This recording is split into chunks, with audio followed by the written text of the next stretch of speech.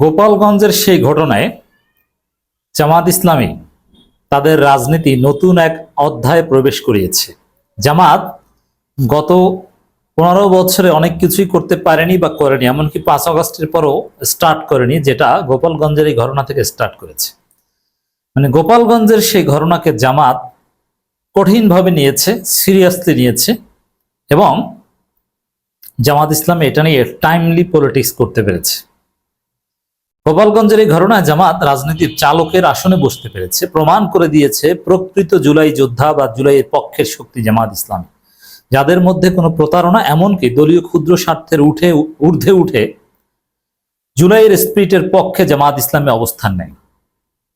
দর্শক, গোপালগঞ্জের এই ঘটনায় জামাত ইসলামী তোল পার সৃষ্টি করে দিয়েছে রাজনীতিতে। এটা থেকে একটা বিষয় স্পষ্ট হয়েছে, আওয়ামী লীগকে জামাত আর কোনোদিন ফিরতে দিবে না। এটা অবশ্য আল্লাহর সিদ্ধান্ত, আল্লাহ জামাতের মাধ্যমে এই কাজটা করাবে। আওয়ামী লীগ চেয়েছিল জামাত ইসলামীকে ধ্বংস করতে, কিন্তু না, এই জামাতের কারণে আওয়ামী লীগ আর কোনোদিন আসতে পারবে না। এনসিপিও করবে, প্রতিহত করবে।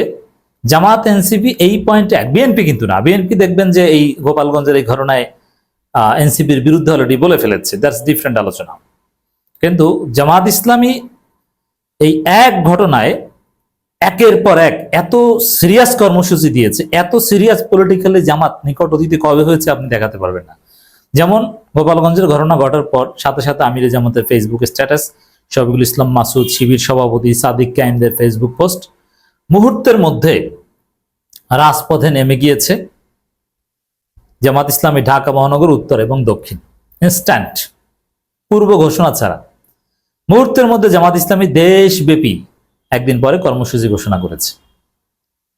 তো দর্শক, শুধু সেটা নয়, পরের দিন মানে ঘোষিত কর্মসূচি অনুযায়ী জামাত ইসলামী কর্মসূচি পালন করেছে। জামাতের মিছিলে লোকাল লোক, ঢাকা বিশ্ববিদ্যালয় শিবির, ইতিহাসে প্রথম এই শিবির, এই নতুন শিবির 90-এর পরে ফুল ফেজে মিছিল করেছে ঢাকা বিশ্ববিদ্যালয়, এবং সেটা লেজিটিমেসি পেয়েছে। এর আগে এটা কখনো ঘটেনি, নির্বিঘ্নে করেছে, এবং ছাত্র শিবির ঢাকা বিশ্ববিদ্যালয় কায়েম হয়েছে।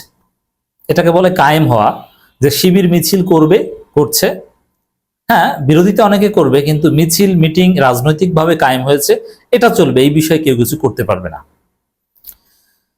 জামাত ইসলামী যে কাজটা, কখন আমি যেটা বলেছি যে নতুন অধ্যায় প্রবেশ, এর অর্থ হচ্ছে, দেখেন জামাতের সিনিয়র নেতারা সাধারণত রাজপথে নামেন না। গত 15 বছরের প্র্যাকটিস ছিল, কেন্দ্রীয় জামাতের প্রোগ্রাম মানে শফিকুল ইসলাম মাসুদ, নুরুল ইসলাম বুলবুল, এরা হচ্ছে সবচেয়ে বড় নেতা কেন্দ্রীয় জামাতের, কেন্দ্রীয় কর্মসূচি পালনের। সেলিম উদ্দিন, রেজাউল করিম, এরা মানে ঢাকা মহানগর উত্তর দক্ষিণ।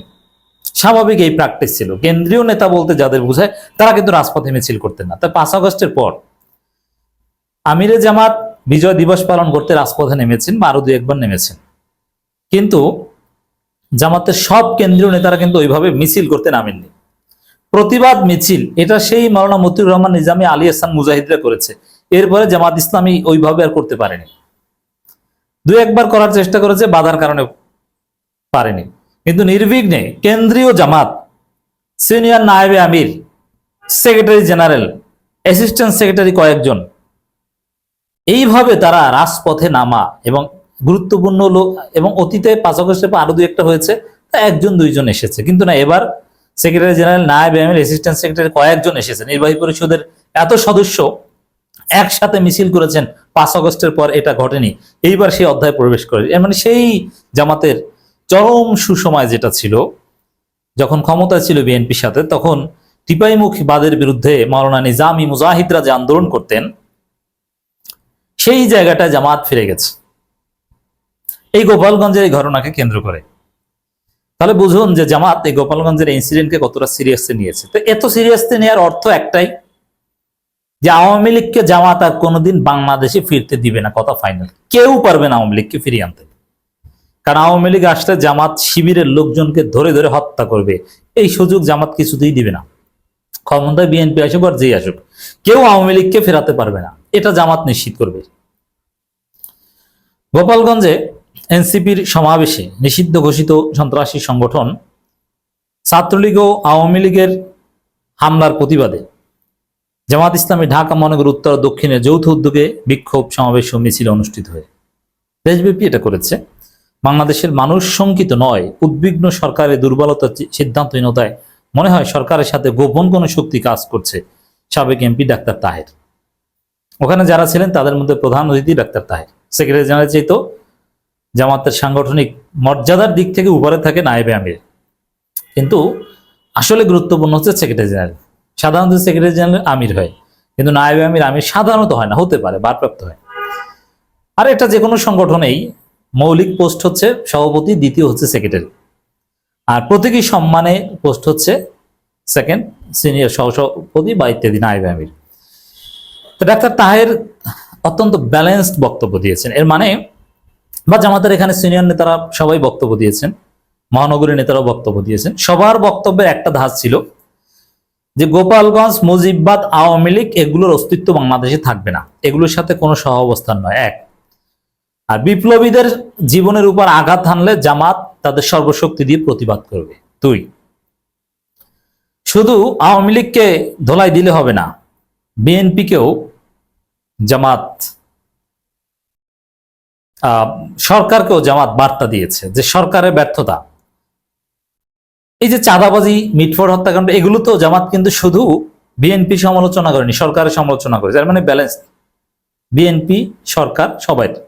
আর এখানেও জামাত যেভাবে সমালোচনা করেছে, আওয়ামী লীগ, গোপালগঞ্জের পান্ডারা এবং সরকারের ব্যর্থতা সবগুলো সামনে এনেছে এবং সরকারের সমালোচনা দিয়ে স্টার্ট করেছে। সরকারের ব্যর্থতা, আওয়ামী পান্ডাদের ধরা উচিত ছিল, ওদের কোমর ভেঙে দেওয়া উচিত ছিল, যাতে ওরা এই ধরনের ঘটনা ঘটানোর সাহসই না পায়। যদিও এটাও কঠিন, আমরা জানি আওয়ামী লীগ কচু পাতার পানি নয়, আওয়ামী লীগকে শেষ করতে সময় লাগবে। আওয়ামী লীগকে শেষ করতে আওয়ামী লীগের লোকজনকে অন্য দলে জায়গা দিতে হবে রিকনসিলিয়েশনের পর, ট্রুথ কমিশনের মধ্য দিয়ে, নইলে আওয়ামী লীগ শেষ হবে না। তো জামাত যা করা দরকার করবে।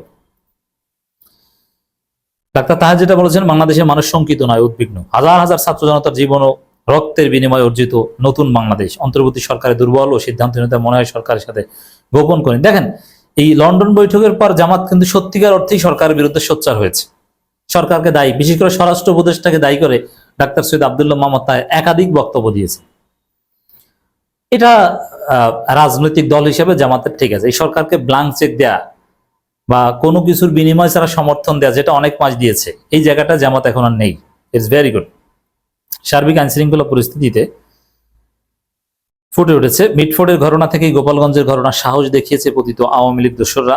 আমরা অনতিবিলম্বে মিস্টার অসহায় স্বরাষ্ট্র উপদেষ্টাকে প্রত্যাহার করতে সরকারের কাছে জোর দাবি জানাচ্ছি। এখন স্বরাষ্ট্র উপদেষ্টার প্রতি জামাত সংগঠন হিসেবে ওইভাবে পদত্যাগ চাই কিনা আমি জানি না, তবে ডাক্তার তাহের একাধিকবার তাকে টার্গেট করে বক্তব্য দিয়েছেন। তার এই বক্তব্যের জায়গাটা রাজনীতিবিদ হিসেবে ঠিক আছে, সংগঠন হিসেবে সিরিয়াসলি চাওয়ার দরকার নেই। স্বরাষ্ট্র উপদেষ্টাকে সরানোর কথা বলা মাঝে মাঝে, এগুলো স্বরাষ্ট্র উপদেষ্টাকে মিনিমাম গতিশীল করবে। বিশাল মিছিল করেছে যেমন ঢাকা মহানগর উত্তর দক্ষিণ। সেক্রেটারি জেনারেল ছিলেন, তিনি স্পষ্ট বার্তা শরৎ উদ্যানের সমাবেশ নিয়ে কথা বলেছেন, প্রশাসনের দিকে আঙ্গুল তুলেছেন। আর আওয়ামী লীগ তো কমন শত্রু, এদের কোনো জায়গা নাই। চাঁদাবাজির বিরুদ্ধে বলেছেন, নুরুল ইসলাম বুলবুল, মাওলানা এটিএম মাসুম, এরা সবাই কথা বলেছেন। তো দর্শক, হামিদুর রহমান আজাদ, এক কথায় যদি বলি, জামায়াত ইসলামী গোপালগঞ্জের ঘটনায় তোলপাড় সৃষ্টি করে দিয়েছে এবং জামাত তাদের নিজেদের রাজনীতিকে নতুন একটা অধ্যায়ে নিয়ে গিয়েছে।